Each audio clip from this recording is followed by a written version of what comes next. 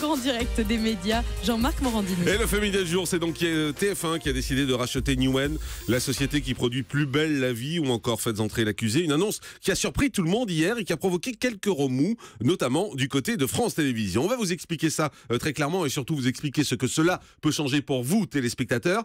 Jérôme Ivanichenko, vous êtes notre expert média. Pour commencer, Newen, qu'est-ce que c'est ? Alors c'est un groupe de production audiovisuelle qui fournit des programmes à toutes les chaînes du PAF. Il regroupe 4 filiales, Tel France, Kappa, BioWare et 17 juin Média. Ces noms, ils ne vous disent sans doute pas grand-chose. En revanche, si je vous dis Faites entrer l'accusé, Les Maternelles, le magazine de la santé, si je vous dis Harry, Candice Renoir, Braco et surtout si je vous dis Plus belle la vie, là ça vous parle certainement un peu plus. C'est donc le même producteur qu'on retrouve derrière tous ces programmes. Newen, c'est 1300 heures d'émissions produites chaque année, ce qui en fait le 3e groupe français en volume de programmes produits. Son chiffre d'affaires est estimé à 200 millions d'euros. C'est donc un acteur essentiel, incontournable sur le marché audiovisuel, un mastodonte sur lequel TF1 jette son dévolu à travers cette annonce de rachat. La transaction pourrait aboutir dans les prochaines semaines, mais pour l'heure, aucun chiffre sur son montant. Mais en fait, on se demande surtout pourquoi TF1 se lance dans cette offensive. Alors c'est d'abord pour bénéficier d'un catalogue très étoffé de programmes, des magazines, des séries, des fictions.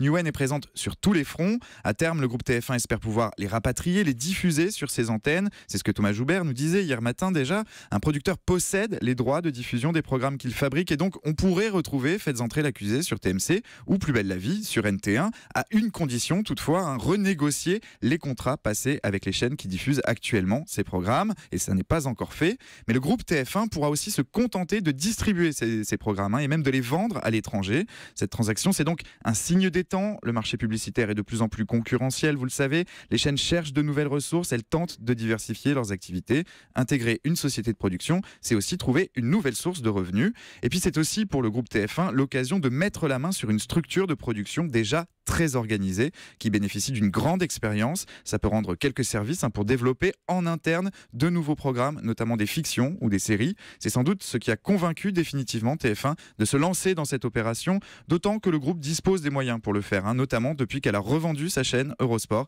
pour un peu moins d'1 milliard d'euros. Et puis on va dire les choses, cette annonce du rachat de Newen par TF1 a agacé, voire plus, France Télévisions. Oui, dès l'annonce de ces négociations, le groupe public a réagi de manière quasi épidermique. Un communiqué est tombé hier dans les rédactions.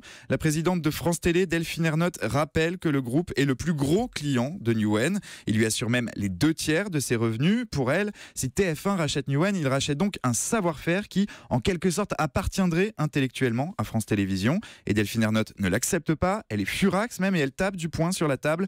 Dans ce communiqué, elle annonce que France Télé suspend immédiatement tous ses projets avec le groupe Newen. Cette question, d'autres doivent se la poser ce matin. Canal+, par exemple, qui se prépare à diffuser Versailles, une série produite par une filiale de Newen. Il semble assez inconcevable de voir Vincent Bolloré commander des productions à une société qui appartient à TF1 et signer de gros chèques à un concurrent direct. Voilà, on n'a pas fini d'en entendre parler. En tout cas, merci beaucoup Jérôme Ivanichenko pour cet éclairage. On fait une pause et puis dans un instant, ce sera le zapping. Reste avec nous, c'est Europe 1.